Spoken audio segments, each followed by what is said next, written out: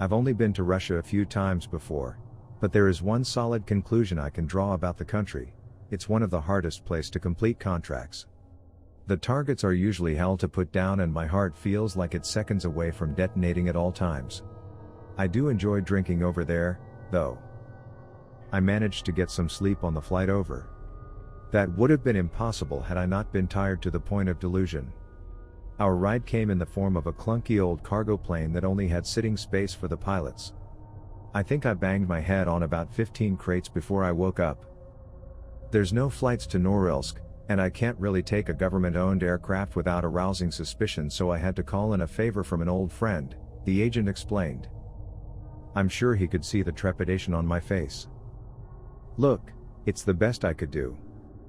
I suppose it didn't matter. The plane wasn't the biggest issue. It was what we were bound to see once we got off that worried me the most. Along with the agent and the pilots, there were two others on the plane with us, another SAC agent named Armin and a Green Beret named Luke. 4 wasn't exactly the biggest team, but the agent assured me that we'd rendezvousing with the rest once we got to our destination. The flight was mostly silent and a bit awkward. So what do I call you? I asked the agent in an attempt to make small talk. You don't have to tell me your real name. Just give me something so it doesn't get weird. The agent leaned his head back, as if he were thinking about it. It's Colt. That's my real name, by the way. I trust you enough. He flashed a corny grin at me.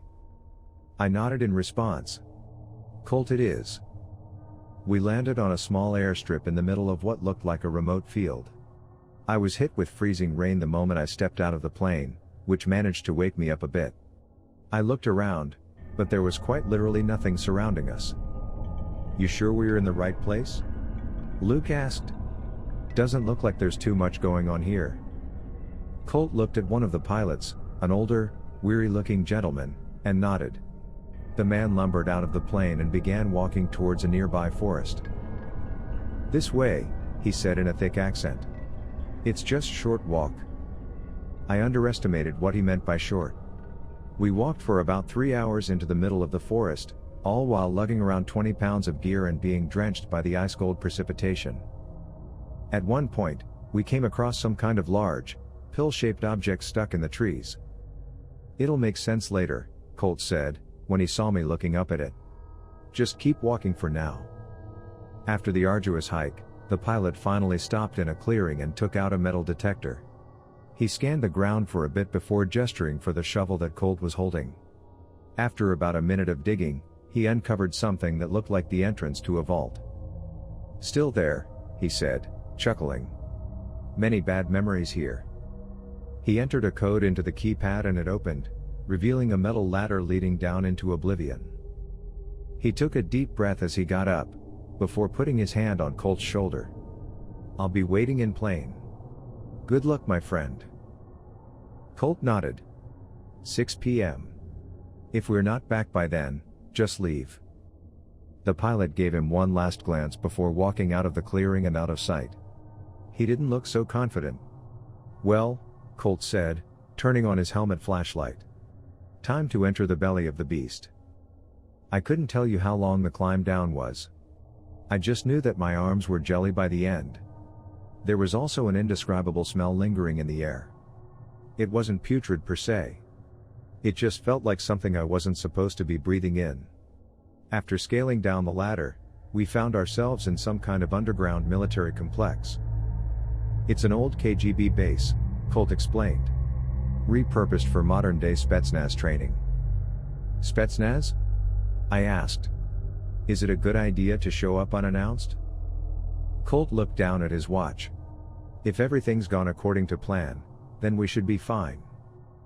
Well, how can I not be confident when you put it like that? I muttered.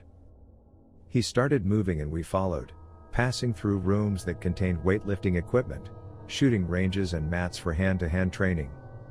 Eventually, we came across the dining hall. I'll admit, I was a bit taken aback by what we found waiting for us. What the hell happened here? Luke asked. It was a bloodbath inside. Standing amongst the plates of spilt food and drink, there were about 20 soldiers and agents, with 5 more dead on the ground. I recognized roughly half as Spetsnaz, with the other half wearing generic tactical gear.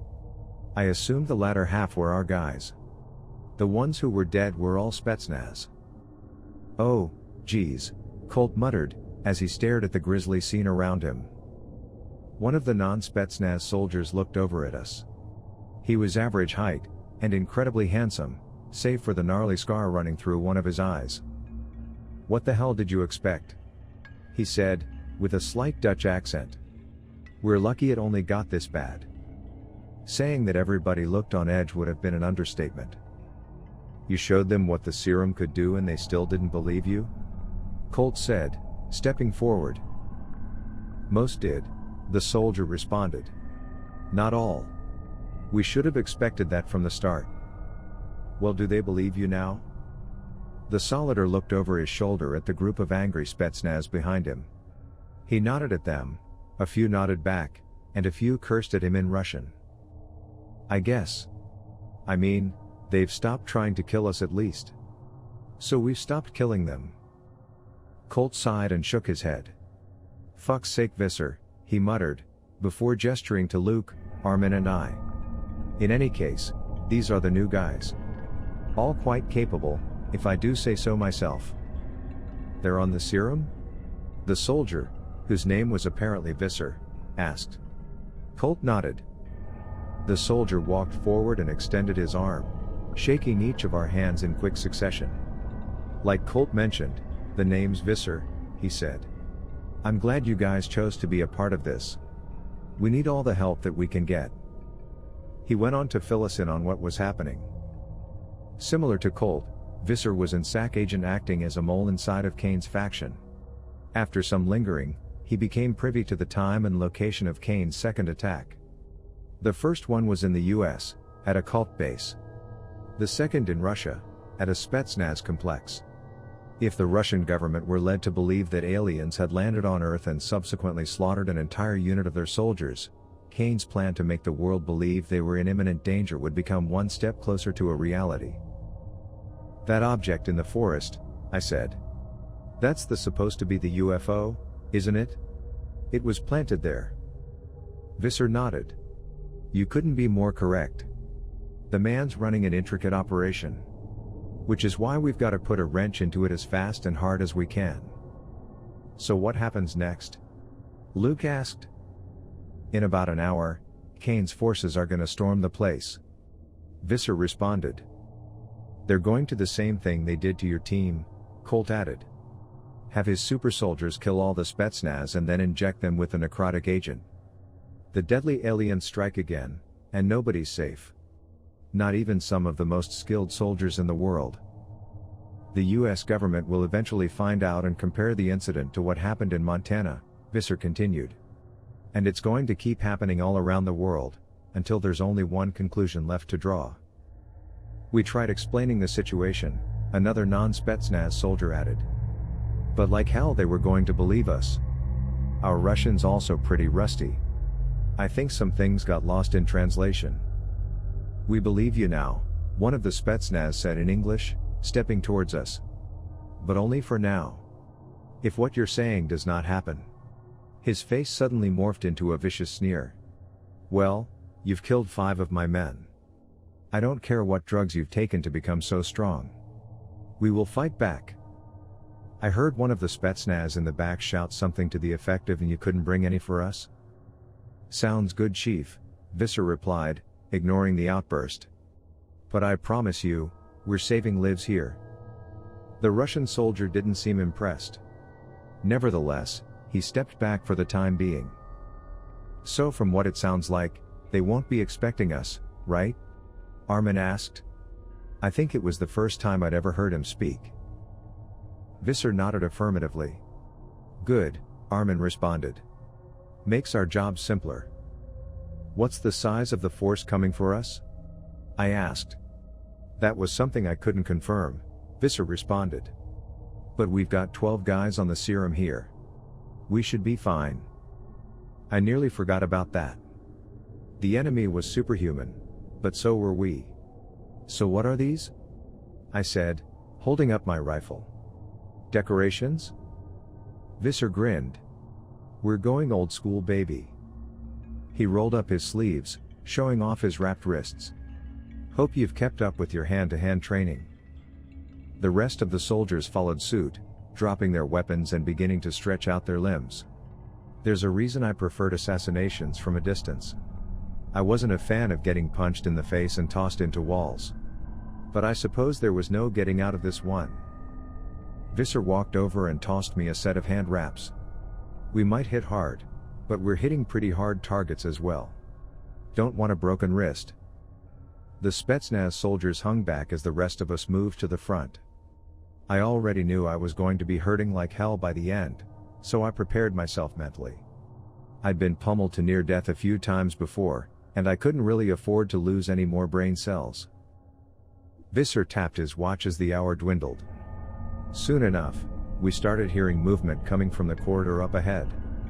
I took a deep breath, closed my eyes and clenched my fists. I told myself that I was about to do something good. Something that would benefit humanity in the long run. For a moment, that made me feel better. That feeling faded quickly when I looked at what had appeared in front of us.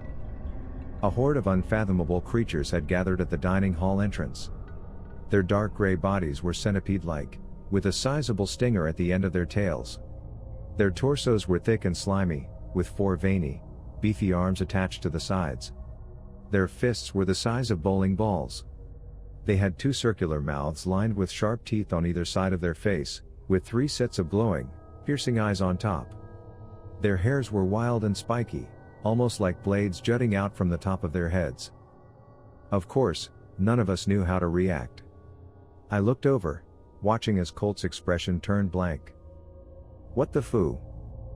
Before he could even finish the sentence, the creatures began charging at us, shrieking so loud it felt like my brain was shaking. Safe to say, I don't think this was part of the plan.